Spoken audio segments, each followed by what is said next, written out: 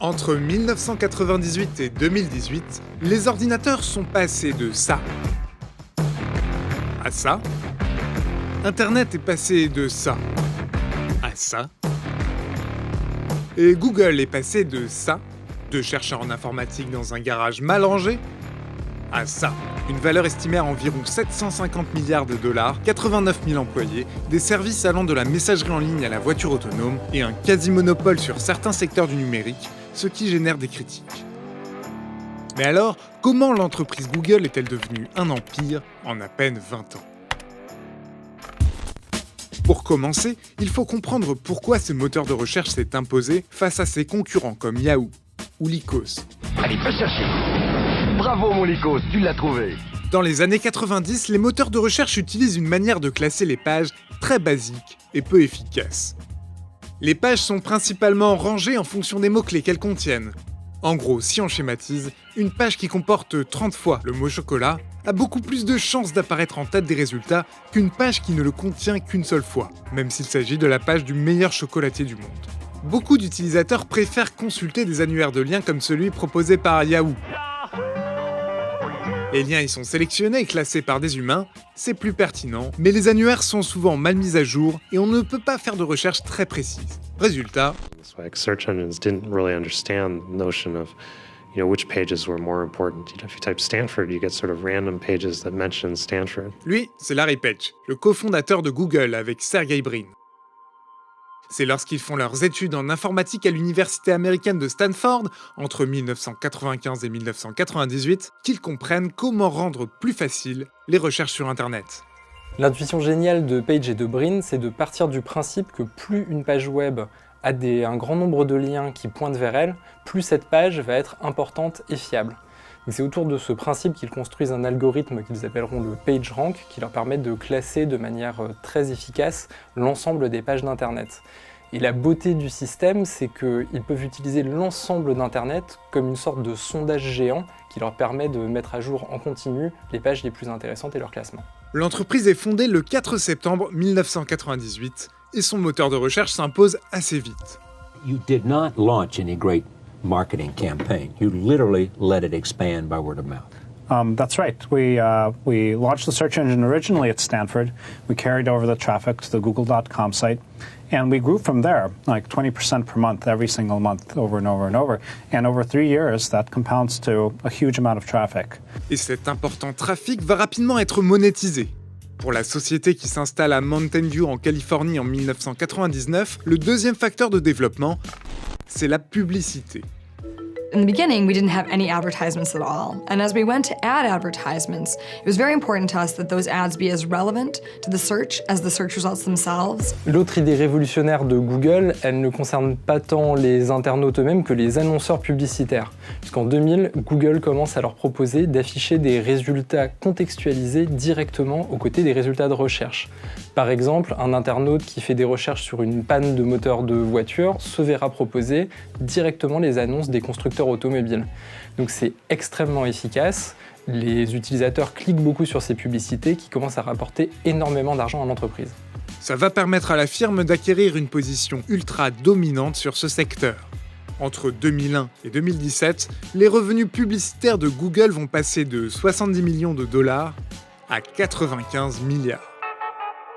Mais si ces revenus ont explosé, c'est que ses fondateurs sont aussi allés chercher la publicité sur d'autres supports que son moteur de recherche. Le troisième facteur de la réussite de Google, c'est la diversification. And then I think part of our job we see as creating new things. Creating new things or buying them at very early stages. Just looking at how we really invest the resources we have and continue to grow that. Pour s'étendre, l'entreprise a plusieurs stratégies. En premier, elle met au point de nouveaux services efficaces comme Gmail, Google Maps ou Google Chrome. Par exemple, en 2004, Hotmail ou Caramel sont ébranlés par l'arrivée de Gmail. Le service de messagerie électronique propose plus de stockage que ses concurrents. Et le géant s'appuie sur son savoir-faire en termes de moteur de recherche interne à la messagerie.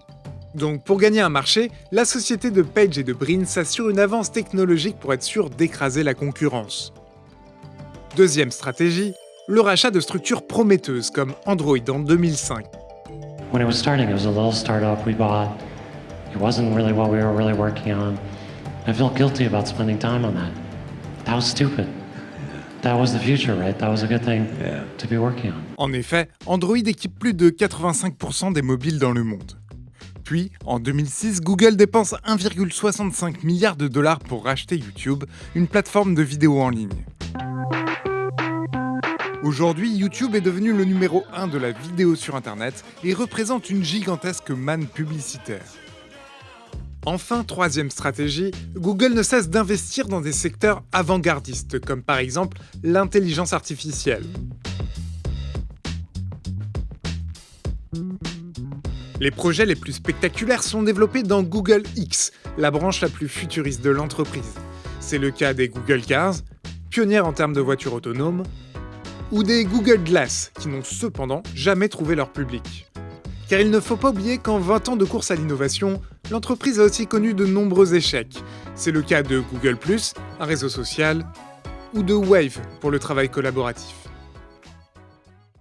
Mais si l'échec n'est pas vraiment un problème chez Google, c'est parce qu'il affiche un quasi-monopole sur certains secteurs du numérique.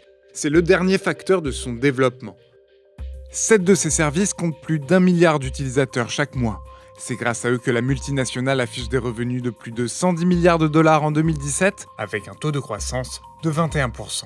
Avec tout cet argent, l'entreprise continue de consolider son empire, avec toujours plus de nouveaux rachats et toujours plus de nouveaux projets. Du moteur de recherche à la voiture autonome en passant par la domotique et la santé, la firme de Mountain View est devenue tellement tentaculaire qu'elle a dû se restructurer en 2015. La société Alphabet a été créée. Elle est placée sous la direction de Larry Page et la présidence de Sergey Brin. Google n'est plus qu'une filiale dans laquelle ont été rassemblés les services les plus rentables, tandis que d'autres structures d'Alphabet accueillent des projets de recherche comme la biotechnologie ou Google X. Alors en 20 ans, Google, qui était une petite start-up avec un fort capital de sympathie, est devenue une gigantesque multinationale qui s'est invitée dans tous les domaines de la vie quotidienne.